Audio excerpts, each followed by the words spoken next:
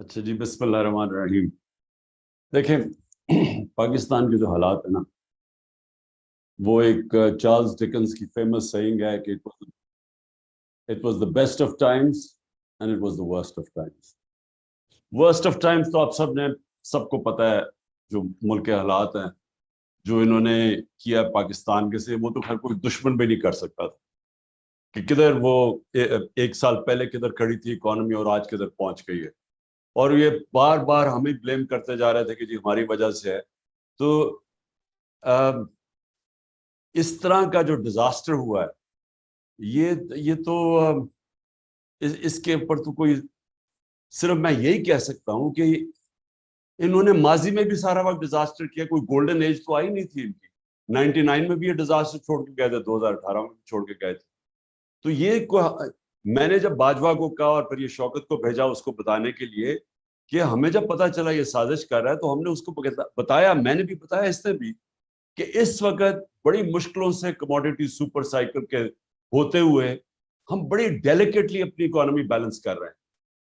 क्योंकि वो उस वक्त तेल तो वो $110 पे पहुंच चुका था बैरल पे इंटरनेशनली। तो प्रेशर तो पड़ा जा रहा था। तो उससे मैंने भी कहा, इसने भी कहा कि एक दफा अगर आपने इसको डिस्टेबलाइज कर दिया पॉलिटिकली, तो ये एक इकोनॉमी ये नहीं संभाल सकेगी, क्योंकि उन्होंने माजी में भी कभी नहीं संभाली थी। एनीवे, वो हो गया। तो देखें, अभी जो आपने जावेद आपने बात की पॉलिटिकल इकोनॉमी की, देखें असल में ये हो ही नहीं सकता कि आपकी पॉलिटिकल इंस्टेबिलिटी हो और आपकी इकोनॉमी ठीक हो जाए। ये हो ही नहीं सकता कि आप एक वीक पॉलिटिकल गवर्नमेंट आए और वो आके रिफॉर्म्स कर दे। यानी मुझे पता है कि किस तरह हमने ये 3.5 साल गुजारा किया था, जब हमारे पास क्लियर मेजोरिटी नहीं थी, हम मजबूत नहीं थे, तो किस तरह के प्रेशर फेस करने पड़े कि जब भी कोई ताकतवर माफिया के ऊपर हाथ डालते थे, तो अपने अंदर से ही अपनी मेजोरिटी बचाने में प्रॉब्लम लग जाता था। और फिर जब सुपर किंग साहब अगर फैसला करें कि यहाँ अकाउंटेबिलिटी नहीं होनी, तो हम जो मर्जी कर लें, अकाउंटेबिलिटी नहीं हो सकती थी, क्योंकि यहाँ हमारी कमजोरी इतनी थी। तो ये जो अब है, ये वर्स्ट ऑफ टाइम्स तो बता दिया। बेस्ट ऑफ टाइम्स तब आएगा अगर एक स्ट्रॉन्ग और स्टेबल गवर्नमेंट पब्लिक मैंडेट से आए, और फिर इस क्राइसिस की वजह से वो स्वीपिंग रिफॉर्म्स करे, जो बड़ी देर पहले पाकिस्तान को करना चाहिए था, लेकिन ना किसी की विजन थी और ना हो सकता ताकत भी ना हो, जो हमारे पास नहीं थी वो स्ट्रेंथ। लेकिन अब मैं पहली दफा देख रहा हूं कि इस क्राइसिस में तो आप बिजनेस एज यूजुअल कंडक्ट कर ही नहीं सकते। इसमें तो आप वो स्टेप्स लेने पड़ेंगे जो मेरे नहीं ख्याल में किसी गवर्नमेंट ने अभी तक ली, वो लेने पड़ेंगे, क्योंकि कोई भी चीज अब इस क्राइसिस से निकल नहीं सकती। लेकिन मेरे ख्याल में कि अगर एक पब्लिक मैंडेट से गवर्नमेंट आए, लोगों से सच बोले, लोगों को तैयार करे। मैं जो अपनी कौम को जानता हूं, जो मैंने एक जीरो से पार्टी उठा के इधर तक आज पहुंची है कि सबसे बड़ी पार्टी है पाकिस्तान की तारीख में, ये जो आज आज जो पब्लिक हमारी स्टैंडिंग है, ये किसी पार्टी की नहीं थी वेस्ट पाकिस्तान। हाँ, मुजीबुर रहमान की पार्टी थी 1970 में ईस्ट पाकिस्तान, लेकिन इधर कभी पार्टी की इस तरह की पब्लिक बैकिंग नहीं जो आज इसकी। तो इस पब्लिक बैकिंग का फायदा उठाते हुए हम, अगर इलेक्शंस के अंदर एक क्लियर मेजोरिटी आती, उसके बेस के ऊपर लोगों को मेंटली तैयार करके पहले कि आप एक्सपेक्ट करें कि हमने बड़े मुश्किल वक्त से गुजरना है, हमने ये कैंसर फैल रही है जिस्म में, इसको काटना है, तकलीफ होगी, लेकिन उसके बाद आपका अच्छा वक्त आ जाए। जो मैं अपने लोगों को जानता हूं, आप देख लेना, ये बड़ी रिजिलियंट कौम है, ये खड़ी हो जाएगी। सिर्फ उसका हमें करना क्या पड़ेगा उस मुश्किल वक्त में, जो सानिया नेशनल के प्रोग्राम्स हैं, जो बड़े अच्छे, मुझे भी इसने एक्सप्लेन किया, वो जो टारगेटेड सब्सिडीज का प्रोग्राम है, हेल्थ कार्ड है, हमने उनकी प्रोटेक्शन के लिए, जिस तरह सस्ते कर्जे हैं, ये हमें उनकी प्रोटेक्शन के लिए चीजें देनी पड़ेंगी, जो सबसे वनरेबल तबका, उसको दे के तो फिर बड़ी रेडिकल रिफॉर्म्स, जिसमें सारी आपने बात कर दी। ये जो गवर्नेंस सिस्टम है, ये तो बिल्कुल ही एक ऐसा सिस्टम है जिसके अंदर हम निकल ही नहीं सकते, ये जो हमारे प्रॉब्लम्स। وہ اس کی وجہ یہ ہے کہ اتنا انویلڈی قسم کا سسٹم ہے کہ آپ جو ہم چیزیں چاہتے ہیں نا, ہمارا پرابلم تو ٹوین ڈیفیسٹس ہے, ایک طرف کرنٹ اکاؤنٹ ہے, دوسری طرف فسکل ہے. تو ان دونوں کو ٹھیک کرنے کے لیے پہلے تو ریفارمز چاہیے سسٹم, ہر تھرو آؤٹ ہر چیز کے اندر ریفارم چاہیے. لیکن جو میں سب سے پہلے جو شارٹ ٹرم کی آپ بات کر رہے ہیں نا شوکت, سب سے جو ہم امیڈیٹ اگر ہم کہیں سے ریلیف مل سکتی ہے, کیونکہ دو ہی پرابلمز ہو جاتے ہیں. سب سے بڑا پرابلم تو ڈالر کا ہوتا ہے, ہمارا روپیہ گرنا شروع ہو جاتا ہے, اس سے انفلیشن بڑھنی شروع ہو جاتی ہے, اس سائیکل کے اندر ہی ہم پھنسے ہوئے ہیں, اور اس کی وجہ سے انویسٹمنٹ نہیں آتی. کیونکہ جب آپ کا کرنسی گر رہی ہو تو جو باہر سے انویسٹر ہے وہ اگر یہ سمجھتا ہے کہ ڈالر میں ہی پیسے رکھے تو فائدہ ہے, وہ کیوں پاکستان میں اپنے ڈالر چینج کر کے انویسٹ کرے. اور اپنے بھی لوگ, ہمارے بھی لوگ آج جو حالات ہیں پاکستان کے, سارا پاکستان کے اندر بھی انویسٹر وہ ڈالر ہی لے کے بیٹھ جائے. وہ کیوں انویسٹ کرے جب اسے پتا ہے کہ اسے یہی نہیں پتا کہ کرنسی کتنی تیزی سے گرے گی. سو جو سب سے امپورٹنٹ چیز وہ یہ ہے کہ ہم پہلے تو اپنے روپے کو کیسے مضبوط کر سکتے, وہ کون کون سی چیزیں ہیں جو ڈالر انکم بڑھا سکتی, اور وہ سب سے امپورٹنٹ جو اوورسیز پاکستانی ہے اس کو ہم کیسے پاکستان کے اندر انویسٹ کروا سکتے. ہم نے ریمیٹنسز تو اس نے ہمیں ٹرسٹ کیا, ریکارڈ ہم نے اٹھا دی. روشن ڈیجیٹل بائی دا وے 1.5 سال کے اندر تقریباً 5.5 ارب ڈالر آ گیا تھا, اور وہ تیزی سے بڑھ رہا تھا, یعنی تیزی سے گرو کر رہا تھا. تو ہم اور کیا کر سکتے ہیں ان کو اس ملک میں انویسٹ کروانے کے لیے. میں نے 2 بڑے پروجیکٹ سوچے تھے.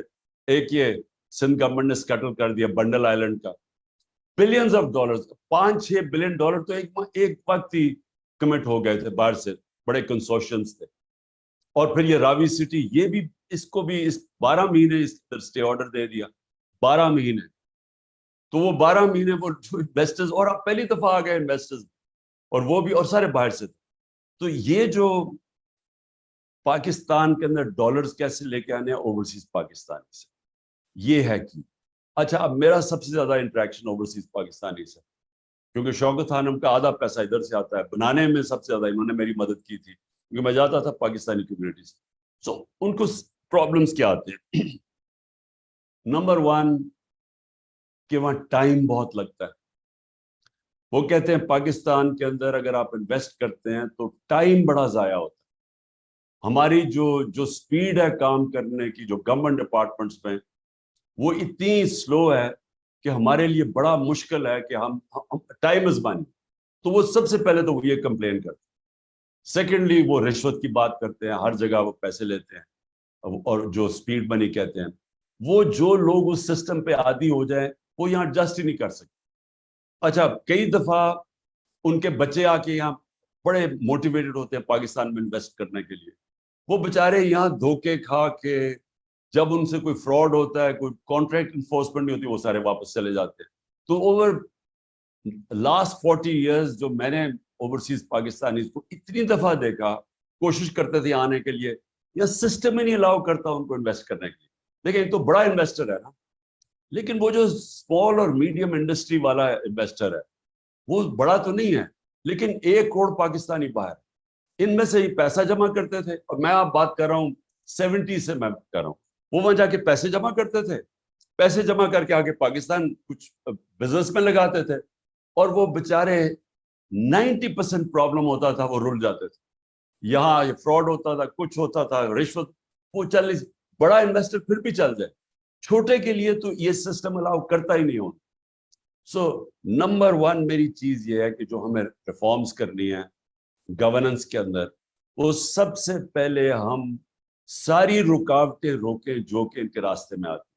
میں جب چائنا بھی گیا, میں نے ان کے پریمیئر سے بات کی, پریمیئر لی سے, کہ ہم پاکستان میں انڈسٹری اپنی ریلوکیٹ کریں. ادھر بھی اسی نے یہ کہا, کہتا کہ اتنی دیر لگتی ہے, وہ سارے کمپلین کرتے ہیں کہ وہاں اتنا پروسیس اتنا لیٹ ہے کہ وہ افورڈ نہیں کر سکتے, وہ چھوڑ کے آ جاتے ہیں. آپ انسینٹیو بھی دیں تو اس کا بھی فائدہ نہیں. سو پہلے تو یہ جو میں کہہ رہا ہوں نا کہ یہ کرائسس اپرچونٹی دے گا اپنا گورننس سسٹم ٹھیک کرنے کا. ہم نے یہ لاسٹ اپنے آخری 6-7-8 مہینے میں اسمال اور میڈیم انڈسٹری پہ بڑا زور لگایا, ان کی, کیونکہ سب سے بڑی تو ان کے اوپر رکاوٹیں تھیں, تو ان کی ساری ہم نے گیلوٹین کی, جتنے بھی ان کے اوپر پرمیشنز لینی ہوتی اور انسپیکٹرز اور جو وہ سارا ہم کرتے گئے, تو وہ ہم اس طرف جا رہے تھے. لیکن بہت بڑا رکاوٹ آتی ہے سسٹم کے اندر سے. ایک سسٹم جو کرپٹ ہو چکا ہے, اس میں لوگ پیسے بنا رہے ہیں, وہ چینج آنے نہیں دیتے. ایف بی آر کے اندر ہم نے اتنی ٹیکنالوجی لانے کی کوشش کی, وہ جب وہ آنے لگتا تھا, وینڈر آتا تھا کوئی باہر سے کہ وہ سارے ہم آٹومیٹ کریں, ادھر سے اندر سے کوئی جا کے وہ اندر سے جا کے کوئی کرتا تھا, وہاں عدالت میں چلا جاتا, اسٹے آرڈر میں جاتا تھا. اور یہ جو ٹریک اینڈ ٹریس سسٹم ہے, ہمیں اتنی دیر لگی ہے کیونکہ ساری بڑی بڑی کارپوریشن انڈسٹریز یہ سیلز ٹیکس چراتی ہے. اور جو ساری جو شوگر انڈسٹری سے جو ہم نے جب وہ کیا اس کے اوپر انویسٹیگیشن, تو 30 سے 25% ساری شوگر انڈسٹری کے لوگ سیلز ٹیکس چرا رہے تھے. تو وہ ٹریک اینڈ ٹریس سسٹم بڑی مشکلوں سے ہم نے, وہ بھی پہلے سیبوٹاج ہوتا رہا, وہ فائنلی آیا, تو اس سے ایک دم انکم بڑھ جانی تھی. لیکن اب پتہ نہیں مجھے کیا سچویشن ہے, لیکن ہماری آخر میں وہ ایک بیوریجز اور یہ شوگر انڈسٹری اور بڑی بڑی جو سیمنٹ ان پہ آنے. تو کہنے کا مقصد میرا یہ ہے کہ اب جو ٹائم ہمیں ہمارے پاس یہ جو کرائسس کا ہے, یہ بہت بڑی اپرچونٹی ہوگی کہ ہم وہ اسٹرکچرل ریفارمز کر دیں اپنے سسٹم میں, جس کے اندر ہم پہلے تو وہ انوائرمنٹ بنائیں انویسٹمنٹ کے لیے. اور میں سمجھتا ہوں کہ سب سے پہلے اوورسیز پاکستانی آئیں گے. چائنا اور انڈیا کی جب انہوں نے کھولی اپنی اکانومیز, تو ان کی سب سے پہلے ایکسپریٹڈ کمیونٹی کی سب سے پہلے انویسٹمنٹ آئی. ان کے لیے ہم تیار کریں, اور دیکھیں وہ فینومینل ان کے پاس ریسورسز اوورسیز پاکستانیز کے پاس. تو میں یہ فگر کوٹ کرتا ہوں کیونکہ مجھے اپنا والوں نے دی کہ 16,000 پاکستانی امریکن فزیشنز کی نیٹ ورتھ $200 بلین ہے, اور جو ٹاپ 10 پاکستانی, امریکہ کی صرف بات کر رہا ہوں, ان کی $25 ارب.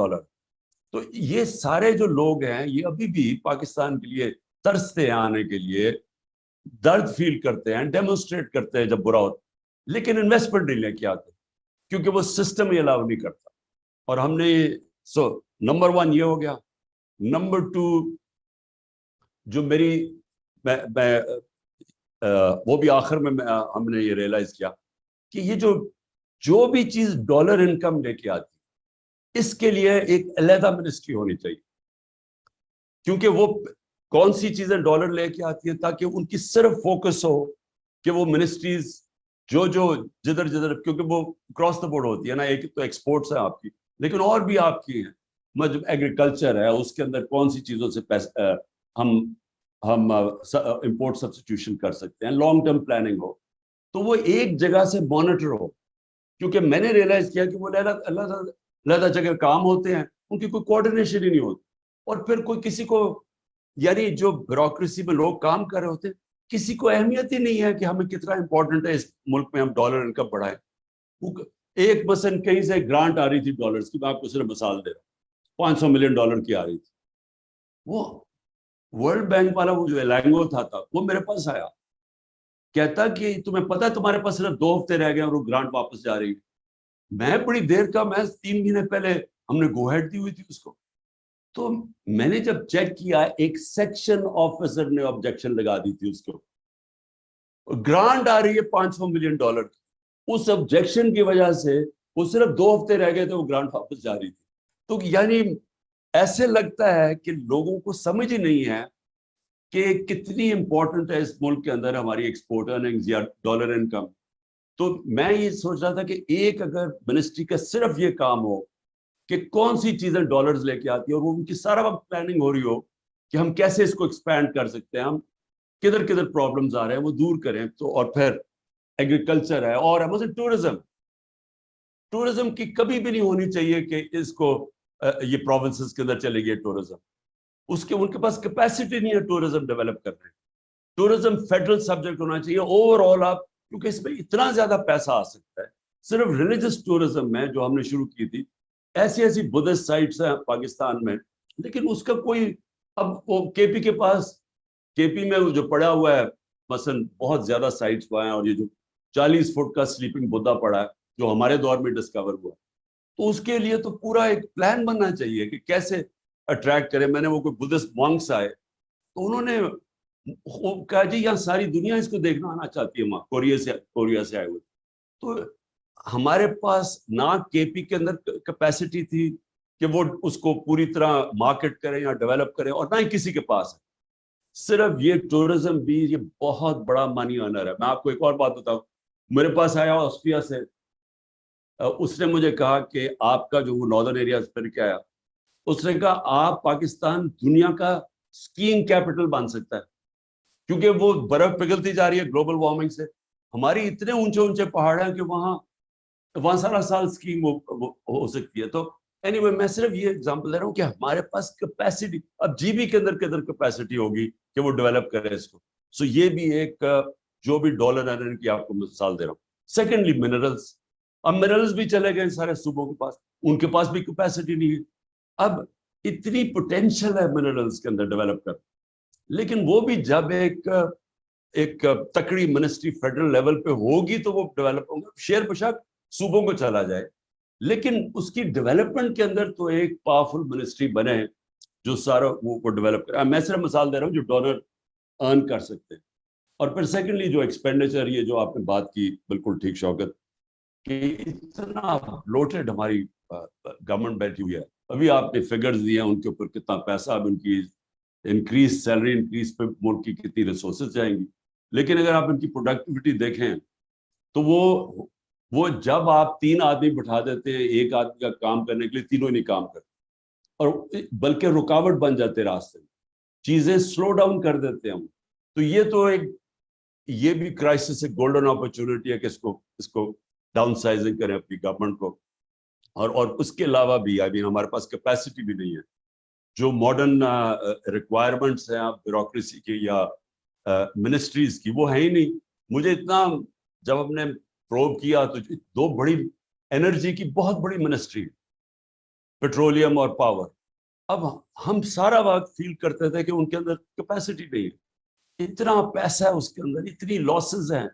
لیکن اس کے لیے تو ہم نے ویسے یہ بڑا ڈسکس کیا, وہ شوکت ہے, میں نے بھی, یہ حماد سے بھی, کہ ہمیں بڑے اس کے لیے کوالٹی کے, جتنا مرضی ان کو پیسہ دو, کوالٹی کے اسپیشلسٹ آنے چاہیے, پروفیشنلز کو چلانا چاہیے, کیونکہ ایک فیصلے میں اربوں روپے ادھر ادھر چلا جاتا ہے. اور ان کے اندر لوگ بیٹھے ہوئے ہیں, پتہ نہیں کتنے سال کے مافیاز. وہ شپ نہیں لگ رہی, شپ کو باہر کھڑا کرا, وہ آیا, ہر چیز میں پیسہ بن رہا ہے. سو اینی وے یہ اس کے جب تک آؤٹ سائڈ پروفیشنلز اس طرح کے منسٹرز نہیں آتے, ہم ان کو صحیح معنی میں نہیں چلا سکتے. اور میں نے جو آخر میں 2-3 پوائنٹس تھے میرے, ہاں لانگ ٹرم پلاننگ. دیکھیں میں نے ایک اور بھی دیکھا کہ ہم جو آج ہمارے حالات ہیں وہ سارے یہ شارٹ ٹرمزم کے لیے, ہم الیکشنز کے لیے دیکھتے ہیں, اس لیے کبھی کسی نے انوائرمنٹ کا ہی نہیں سوچا. ہم نے پہلی دفعہ یہ جو ہماری اور دنیا میں بھی اکنالجمنٹ ہوئی, وہ تو کے پی سے ہم نے شروع کیا, یہ جو بلین سونامی کا آئیڈیا کیا, اور اس کے بعد انوائرمنٹل پہلی دفعہ پروگرامز بنائے. تو یہ تو کسی کے ریڈار پہ بھی نہیں ہے, یہ تو کوئی سوچتا ہی نہیں ہے اس چیز کے اوپر, کیونکہ پاکستان کی جو ولنریبلٹی آگے وہ بڑھتی جائے گی. اور پھر ڈیمز کا سوچے, 50 سال کے بعد ڈیمز بنا رہے ہیں. ہاں یہ پہلی دفعہ ہماری گورنمنٹ میں شروع ہوئی ہے ڈیمز بنانے. تو یہ بھی یعنی جب تک ایک بیٹھ کے, جو ابھی آپ نے, ایک تو ایمرجنسی ہو گیا, ایک شارٹ ٹرم ہو گیا, لیکن لانگ ٹرم پلاننگ کبھی بھی کوئی دنیا کے اندر ملک پروگریس نہیں کر سکتا جب کہ اس کی لانگ ٹرم پلاننگ. اور یہ سارے جتنے بھی میں نے دیکھے ہیں جو یہ سکسیس ماڈلز ہیں, انہوں نے, اب چائنا جاؤ, انہوں نے پتہ نہیں کتنے سالوں کی پلاننگ کی ہوئی ہے. یہ جتنے بھی ہے, ساؤتھ کوریا, یہ سب کی لانگ ٹرم پلاننگ تھی. ہمارا تو یہ صرف الیکشن ٹو الیکشن پلاننگ ہوتی ہے, جس کی وجہ سے ہم ایک کرائسس ٹو کرائسس جاتے. تو ہمارا جو یہ ٹوین ڈیفیسٹس ہیں, جو ہمارے اصل پرابلمس, اس کے لیے ایکسپورٹ اور ڈالر ارننگ بڑھانے کے لیے پوری ایک تیاری ہو. کیسے ہم جو اپنی امپورٹس ہیں, جو ہم امپورٹ سبسٹیوشن کر سکتے ہیں, وہ اس کے ساتھ ہو. اور جو کون سی اور بھی جو جس طرح میں نے ٹورزم اور منرلس کا, ان کی ہم کیسے ان کو ڈیولپ کر سکتے ہیں. اور پھر خرچے کدھر کم کر سکتی ہے گورنمنٹ چلانے میں, کیونکہ یہ اتنی بڑی جو گورنمنٹس بن گئی ہیں, یہی سب سے بڑی رکاوٹ ہے ہماری اس کے اوپر انویسٹمنٹ کے اندر. جو میں پھر سے ریپیٹ کرتا ہوں, اوورسیز پاکستانیز کی انویسٹمنٹ یہ سب سے امپورٹنٹ ہوگی ہماری ڈیولپمنٹ میں شروع میں. یہ سب یہ کیونکہ یہ کرنا چاہتے ہیں انویسٹ, یہ پہلے سے انکلائن ہے. ان کے لیے پہلے سے پلان کریں کون کون سے ان کے پرابلمز آتے ہیں. صرف ایک کا اوورسیز پاکستانی منسٹری کا نمبر 1 کام صرف یہ ہونا چاہیے کہ ان کی جو بھی انویسٹر وہاں سے آئے اس کو فیسیلیٹیٹ کیا جائے. اس کے لیے سارے رکاوٹیں اور کانسٹنٹلی کرنا پڑے, کیونکہ میں نے یہ بھی ریئلائز کیا کہ ہماری منسٹریز کے اندر پورے مافیا سب بن گئے, اور وہ اینٹی ڈیولپمنٹ. میں نے کوشش کی, مثلا میں آپ کو مثال دیتا ہوں کنسٹرکشن کی انڈسٹری کی. ہم جب کووڈ کے اندر پھنس گئے اور بالکل ہی اکانومی ٹھپ ہو گئی, تو میں نے پھر وہ خاص اس کے IMF کے ہیڈ سے بات کی, اور ہم نے کنسٹرکشن انڈسٹری کو ہم نے پھر انسینٹیوائز کیا, کیونکہ وہ روزگار دیتی ہے زیادہ. آپ یقین کریں کہ مجھے ہر ہفتے میٹنگ کرنی پڑتی تھی, ہر ہفتے فیصلہ ہوتا تھا کہ جی آپ کی اب یہ رکاوٹیں آ رہی ہیں. وہ کنسٹرکشن انڈسٹری کے بھی لوگ آئے ہوئے تھے, وہ کہتے تھے یہ پرابلمز آ رہے ہیں, وہ ہم ریموو کرتے تھے, فیصلہ ہو جاتا تھا. 2 ہفتے کے بعد پھر میٹنگ ہوتی, پتہ چلتا تھا انہوں نے پھر سے کوئی اور چیز ایڈ کر دی, ایک سینٹنس لگا دیا, پھر وہ رکاوٹ آ گئی. تو وہ اتنا بڑا پرابلم تھا. تو مجھے 6 مہینے لگے ہر ہفتے میٹنگ کرتے کرتے ایونچولی وہ کنسٹرکشن کو سیکٹر کو انسینٹیوائز کرنے کے لیے, اور اس کے بعد وہ بوم کر گیا. جو سب سے بڑا پرابلم ہے نا وہ ہے اسمال اور میڈیم انڈسٹری.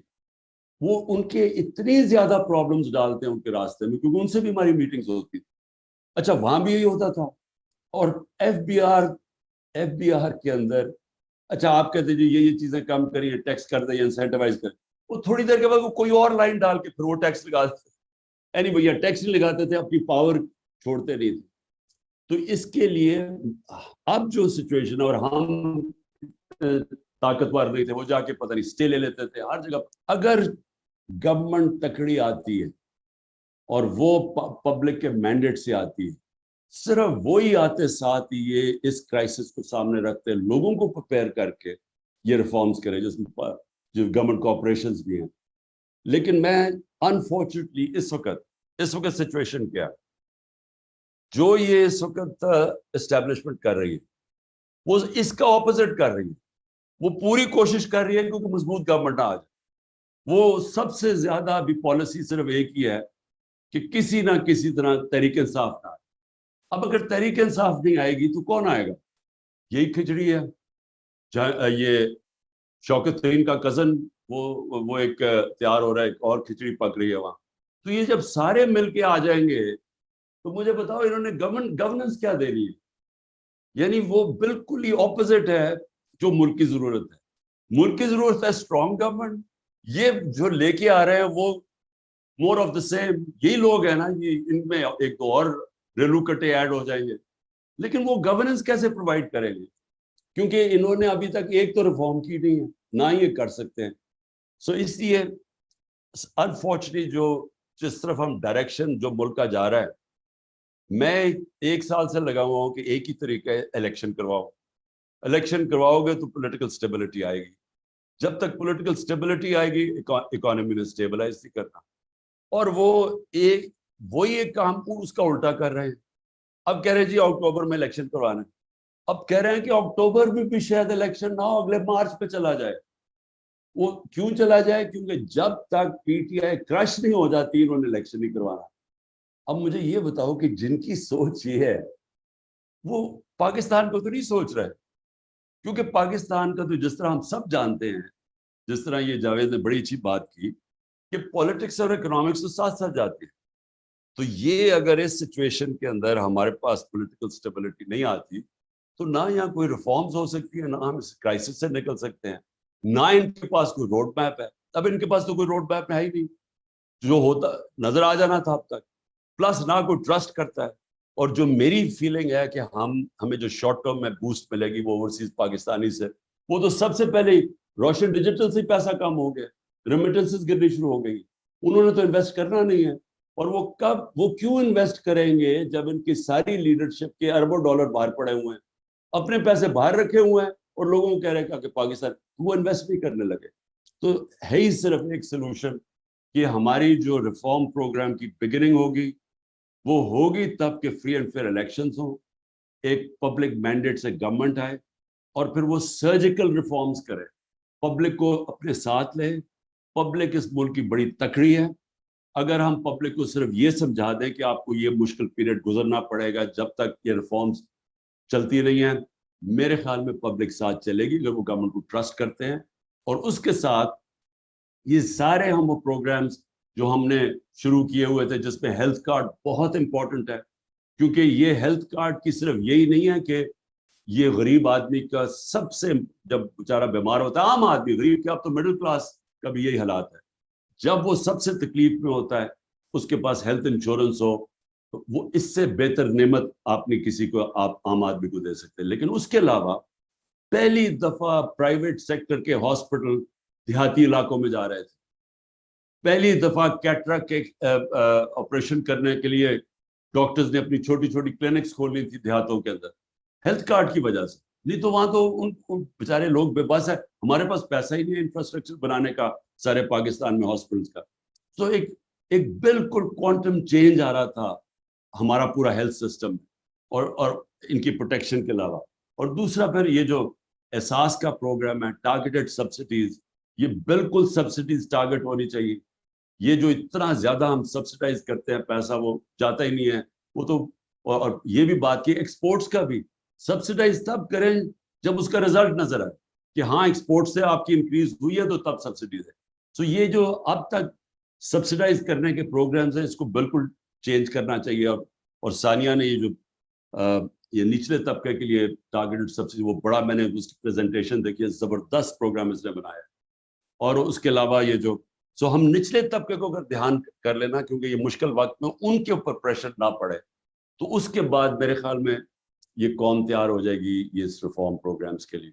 तो मैं सबका शुक्रिया अदा करना चाहता हूँ, क्योंकि आपकी मुझे आजकल आपको पता है कि मुझे टाइम नहीं मिलता, क्योंकि मैं लॉ सीख रहा हूँ। अब मैं इतनी ज्यादा अदालतों में जा चुका हूँ कि मैं बड़ा एक्सपर्ट बन जाऊंगा लॉ का, तो इसलिए मुझे इतना वक्त नहीं मिला। लेकिन मैं इंशाल्लाह, ये थोड़ा सा प्रेशर ईज होता है तो हम शौकत ये रेगुलर मीटिंग्स करेंगे। मैं अभी भी कन्विंस्ड हूँ, वो अभी हम बात नहीं करेंगे उसके ऊपर, लेकिन मैं कन्विंस्ड हूँ कि थोड़ा सा out of the box thinking करनी पड़ेगी कि ये जो हमारा रुपया गिरता है और ये जो उसके साथ इन्फ्लेशन आती है, ये जो सबसे बड़ा प्रॉब्लम है, इसके ऊपर थोड़ी सी out of the box thinking जो है, इसके ऊपर और डिबेट चाहिए। क्योंकि वो जो हमारा दोस्त है, वो पूरा पेपर उसने बना के अभी मुझे भेजने लगा, जो मैं आप सबके अंदर सर्कुलेट करूंगा। उसने वो बड़ा कॉम्प्रिहेंसिव एक प्रोग्राम बनाया कि उसके ख्याल में करंट सिचुएशन में हम कैसे निकलेंगे। ओके जी, थैंक यू, बहुत शुक्रिया।